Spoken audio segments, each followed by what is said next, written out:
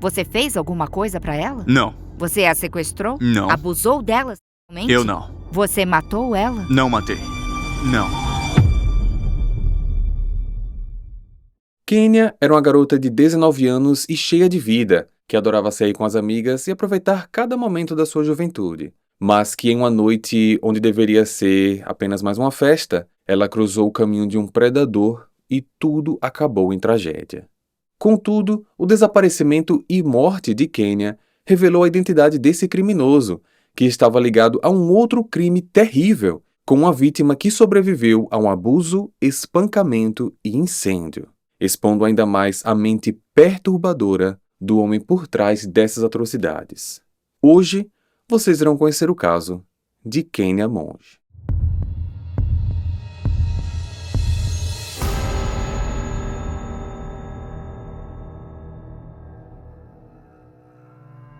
Kenya Yulissa Monge nasceu no dia 26 de janeiro de 1992 em Honduras. Sua mãe se chama Maria, ela também tinha um padrasto chamado Tony Lee, quem ela considerava como pai, e 2 irmãos mais novos. Contudo, em 2011, quando esse caso aconteceu, todos moravam no Colorado, Estados Unidos. Kenya trabalhava e almejava estudar audiovisual na universidade. Ela realmente amava esse universo e queria ter uma carreira na área.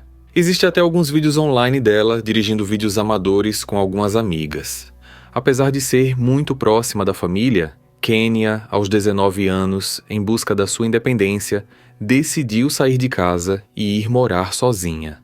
Nessa época, ela tinha um namorado chamado Léo de 21 anos, só que esse relacionamento não era dos melhores. Eles já tinham se separado algumas vezes e parecia que a convivência entre eles era um pouco complicada.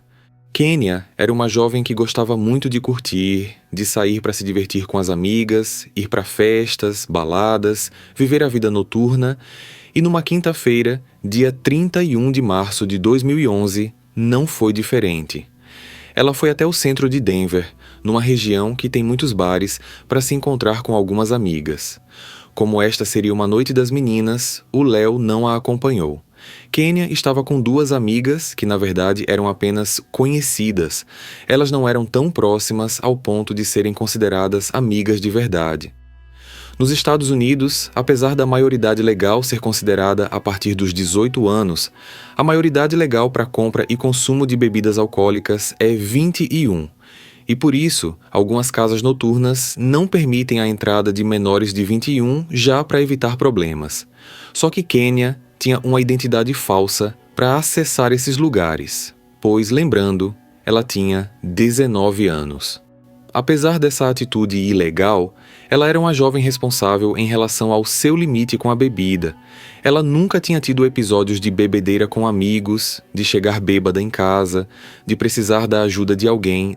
Ela sabia bem o quanto podia beber apenas para se divertir. Numa quinta-feira, dia 30 de março de 2011, depois de beberem um pouco e conversarem em um pub, todas as meninas foram para uma casa noturna chamada 24K. E por volta das 11 da noite, Kenya foi ao banheiro, deixando a sua bolsa e o celular na mesa junto com as colegas. Tudo parecia normal, até essas meninas perceberem que ela não voltava do banheiro. Ao procurarem pela Kenya, elas perceberam que ela simplesmente tinha sumido. Como elas estavam com a bolsa dela, incluindo o telefone, Kenya ficou incomunicável. Elas esperaram até o local fechar para ver se a amiga aparecia, mas nada. Na manhã seguinte, sexta-feira, dia 1º de abril, uma amiga da Kenya chamada Janet ligou para ela, mas quem atendeu foi uma das meninas que tinha ficado com a bolsa. Essa garota explicou o que tinha acontecido e Janet então ligou para o Léo para perguntar se ela estava na casa dele, mas ele disse que não. Léo, por sua vez, ligou para a irmã da Kenya, Kimberly, mas ninguém da família tinha falado com ela naquele dia, nem no dia anterior. Nesse momento, além da preocupação com o sumiço da irmã, Kimberly ficou bem chateada com essas amigas da Kenya, porque como que alguém vai para uma festa com uma pessoa, vê que ela não retornou do banheiro e simplesmente volta para casa para dormir e só no dia seguinte você comunica que ela desapareceu? Como que essas meninas saíram da balada sem ela? Não chamaram os seguranças? Não fizeram nada? Numa situação como essa, podendo ser um caso de vida ou morte, essas amigas foram completamente negligentes à situação. Kimberly contou ao pai Tony o que tinha acabado de saber e ele então resolveu ligar de volta para o aparelho da filha. Essa amiga explicou que ninguém sabia onde ela estava. As meninas sabiam apenas que Kenya simplesmente tinha dito que iria ao banheiro e não voltou mais. Tony então foi até a casa dela para pegar a bolsa e o celular da filha. Ainda na sexta-feira, mas agora às 18h56, o celular da Kenya recebe uma mensagem. Olá, aqui é o Travis, o cara que te deu uma carona ontem à noite naquela van branca assustadora. Você chegou bem em casa? Nesse momento, é claro, Tony ligou imediatamente de volta para o número do rapaz, mas ninguém atendia. Ele ligou mais de 10 vezes, deixando vários recados na caixa postal e não recebeu qualquer retorno. Ninguém da família ou do ciclo de amigos conhecia qualquer pessoa chamada Travis. Tony, então, foi até uma delegacia para reportar o desaparecimento da filha, só que ele foi impedido de registrar a ocorrência, recebendo a informação de que, como Kenya era maior de idade e estava incomunicável por menos de 24 horas, ele precisaria aguardar um pouco mais. Tony achou aquilo um absurdo, mas como ele não tinha muito o que fazer, a única coisa que restava era apenas esperar.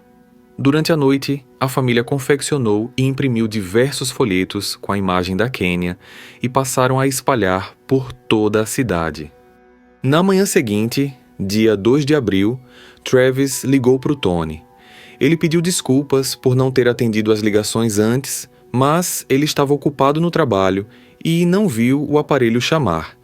Ele disse que, na madrugada do dia 1º, enquanto voltava para casa depois do trabalho, encontrou a Kenya andando sozinha na rua, meio bêbada, e parou para oferecer ajuda. Ela disse que tinha sido expulsa de uma casa noturna junto com um outro rapaz por um dos seguranças, e como ela tinha deixado a bolsa e o telefone com as amigas, ela não conseguia falar com ninguém. Travis disse que emprestou o celular dele a ela, que ela ligou para o próprio celular, porque era o único número que ela sabia de cor, mas ninguém atendeu. Então ele se ofereceu para levá-la para casa. No caminho, ela teria perguntado se ele tinha cigarro e ele disse que não. Então ela procurou por trocados nos bolsos, achou algumas cédulas e pediu para ele parar num posto de gasolina para comprar um maço de cigarros.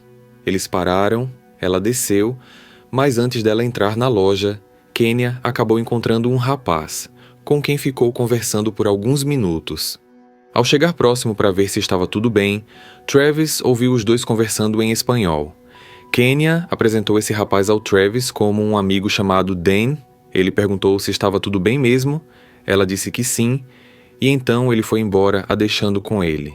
Como Kenya realmente fumava e falava espanhol, aquela história parecia ser verídica.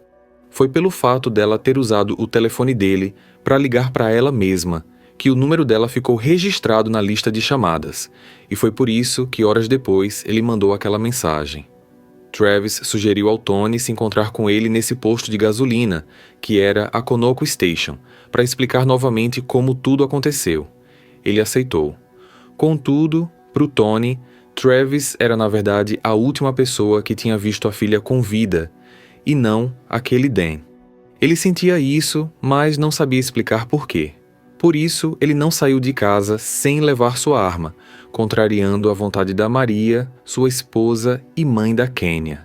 Assim que ele foi embora, ela ligou para a polícia e avisou sobre esse encontro. Travis Forbes era um rapaz alto, com pouco mais de 30 anos, magro, loiro, de olhos azuis, e trabalhava numa padaria sendo o responsável pela confecção de barras de cereal com granola e sem glúten. Travis contou novamente a mesma história, de forma consistente. Só que enquanto isso acontecia, a polícia chegou. Os dois explicaram para os oficiais o que estava acontecendo. Um oficial perguntou onde estava a arma do Tony e ele disse que estava no carro. Nada demais foi feito ali. E no fim das contas, Tony foi orientado a ir até a delegacia para oficialmente e finalmente registrar a ocorrência de desaparecimento. Os policiais foram embora e antes do Travis sair, ele pediu desculpas ao Tony, quase que chorando por não ter levado a Kenya até a casa dela e que se sentia muito mal pelo o que estava acontecendo. Ele sabia que a levaria em segurança para casa, mas tinha a deixado com aquele estranho que provavelmente era o responsável por tudo aquilo.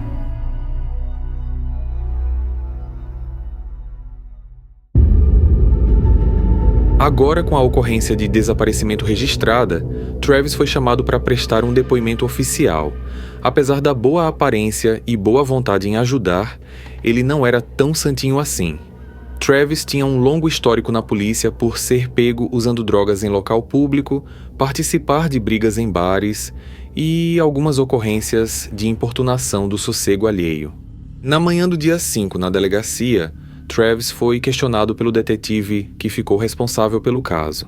Na ocasião, ele explicou exatamente o que já tinha falado para o Tony, acrescentando alguns pequenos detalhes, como o que Kenya e o amigo dela se abraçaram e ficaram fumando quando ele decidiu ir embora. A polícia pediu permissão para checar a van dele. Travis deixou e, apesar deles não terem encontrado nada que pudesse ser um sinal da Kenya, estranhamente, aquela van que na parte da frente, onde fica o motorista e carona, ser nitidamente uma área porca e imunda, o bagageiro atrás estava muito bem limpo, com um forte cheiro de alvejante. Após essa averiguação no veículo, Travis foi liberado. O próximo passo da polícia foi checar câmeras de segurança. Infelizmente, esse posto de gasolina não tinha câmeras, então a versão do Travis não pôde ser averiguada. Por outro lado, eles encontraram imagens da Kenya na madrugada do dia 1º, entrando em um prédio chamado The Lofts, junto com um outro homem. O rapaz foi identificado como sendo Chad Davis, morador do prédio em questão. Na delegacia, ele explicou uma coisa que coincidia com informações que a polícia já tinha através do Travis.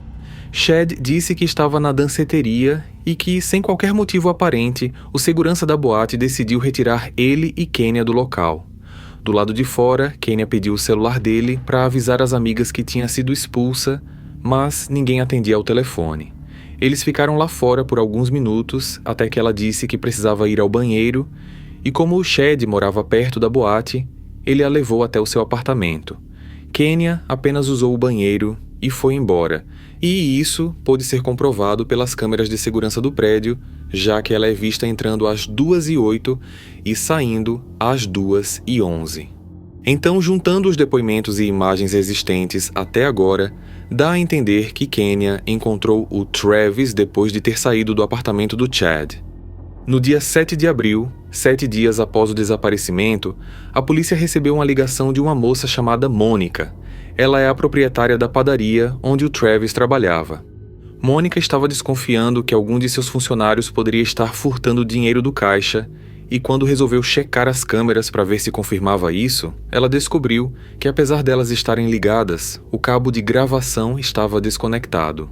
Ao reconectar, e agora para procurar também quem tinha desconectado o cabo, ela se deparou com algo bastante suspeito. Imagens registradas no dia 2 de abril mostravam Travis aparecendo dentro do escritório usando luvas de látex daquelas de limpeza, material que ele não usava para produzir as barras naturais. Mônica não fazia ideia do que Travis estava limpando na confeitaria. E isso não foi a única coisa diferente que ela tinha encontrado. Mônica assistiu a outras imagens do Travis carregando um cooler enorme e o colocando dentro do freezer, o que também era estranho, porque a produção de barras de cereais não requer resfriamento. Não existia explicação para ele estar lá com aquilo. O cooler não estava mais no freezer e ela não sabia quem o tirou nem que horas, porque o cabo de gravação, como falei, estava desconectado.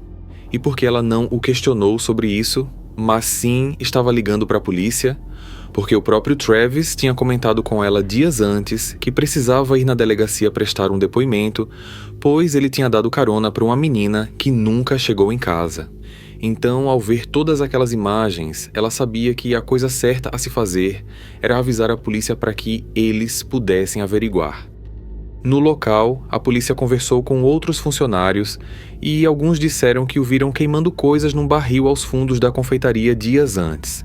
Ao analisarem o material, o item estava completamente vazio e a polícia não conseguiu encontrar nada. De fato, o que estava ali dentro foi muito bem queimado e removido com facilidade. Com isso, a polícia conseguiu um mandado para uma nova averiguação na van dele. Daquela primeira vez foi algo mais informal. Travis deixou a van na delegacia e saiu. Enquanto a van aguardava a chegada da perícia, Travis deu uma entrevista a um canal de televisão local. Entrevista essa que não foi nada positiva para sua imagem. E nesse momento já tem 2 semanas. E ninguém sabe nada dela. Ninguém tem nenhuma pista.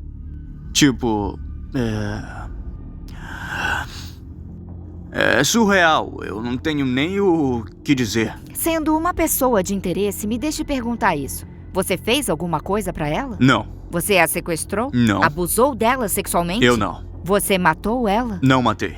Não. Não, e em relação a isso, de pessoas pensando em mim, é bem estressante. Ele ainda chorou durante essa entrevista, se mostrando completamente exausto com tudo. Especialistas em linguagem corporal afirmam que, apesar do Travis sempre responder que não, sua cabeça inconscientemente balançava, dizendo que sim. E apesar dele recontar com detalhes tudo o que aconteceu na noite do desaparecimento, várias vezes tanto para o Tony como para a polícia, Travis, estranhamente, tinha esquecido um pequeno detalhe: o nome da menina. Qual o nome dela? Kenya. Kenya, isso. No resultado da perícia daquela van imunda, e eu tô falando imunda porque realmente eu nunca vi um carro tão nojento como esse, a polícia encontrou coisas bastante suspeitas. Lama e grama nos pneus e na chaparia do carro, o que indicava que Travis passou com o automóvel em alguma área rural da cidade, sendo que a sua área de entrega era apenas urbana. Quando a polícia foi procurá-lo para saber onde ele esteve com o automóvel na área rural, a polícia não o encontrou mais. Travis simplesmente tinha desaparecido.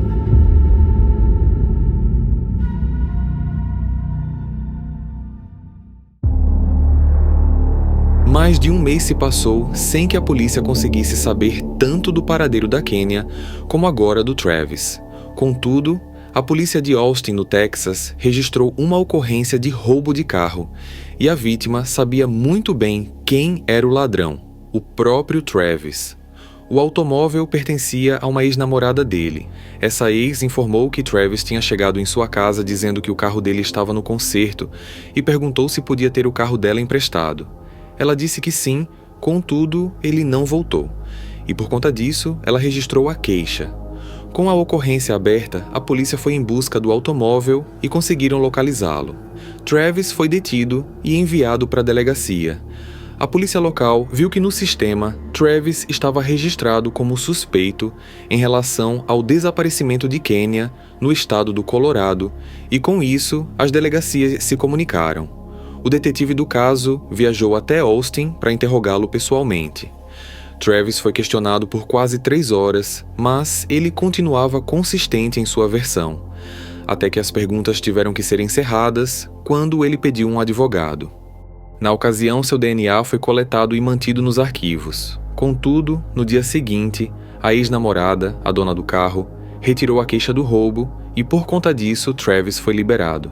Isso foi muito frustrante para todos, tanto para a família da Kenya como para a polícia, porque perante a lei, em relação ao desaparecimento, eles não tinham nada de legal que pudesse mantê-lo preso. O dia 4 de julho, dia da independência dos Estados Unidos, é um feriado bastante comemorado no país, com pessoas indo às ruas, soltando fogos, etc. Nesse dia, Lydia Tillman, em Fort Collins, no Colorado, conheceu um homem e, após muita conversa, ele a acompanhou até sua casa. O acordo era apenas levá-la com segurança, contudo, ao chegar no imóvel, ele forçou a entrada. Durante a madrugada do dia 5, esse homem a manteve em cárcere privado. A estuprou, a espancou brutalmente e, depois de tudo isso, ateou fogo no imóvel com ela dentro e foi embora. Com muita dificuldade, Lydia, completamente nua e machucada, conseguiu pular a janela do primeiro andar, mas, ao fazer isso, acabou quebrando os 2 tornozelos, não podendo mais se locomover, ficando deitada no chão, mas pelo menos longe das chamas. Por conta do fogo, os vizinhos chamaram o corpo de bombeiros, e assim que eles chegaram e analisaram a área, Lídia conseguiu contar o que havia acontecido. A polícia foi chamada, ela foi encaminhada para o hospital, mas assim que chegou, ela teve um AVC.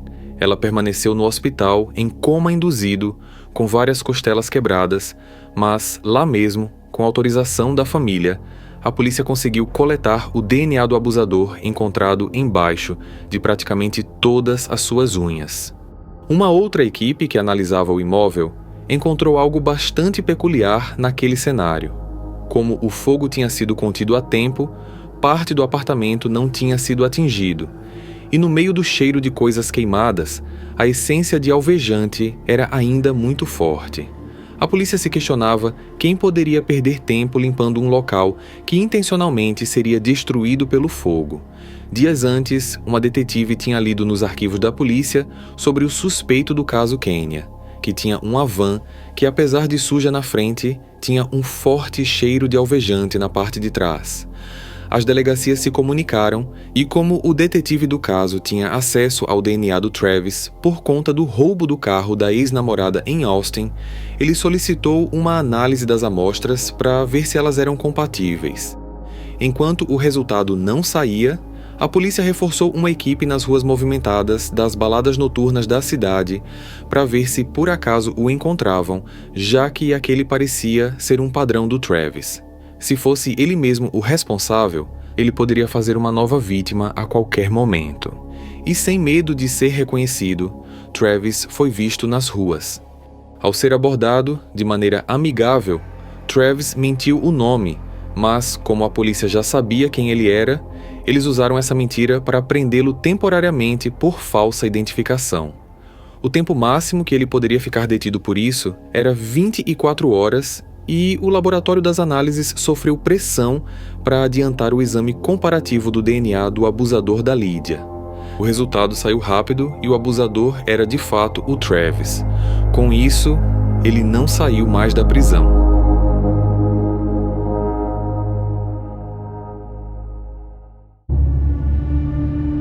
Agora preso pelo crime contra Lídia, Travis chorava pelos corredores da delegacia. Contudo, o investigador falou com Travis novamente sobre o caso da Kenya e ele finalmente concordou em colaborar, porém com uma condição. Ele disse que só contaria o que fez com ela e onde ela estava se ele não fosse classificado como agressor sexual.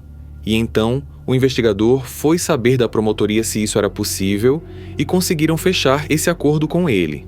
A polícia nem questionou o porquê dele fazer esse acordo, mas eu vou deixar a reflexão com vocês.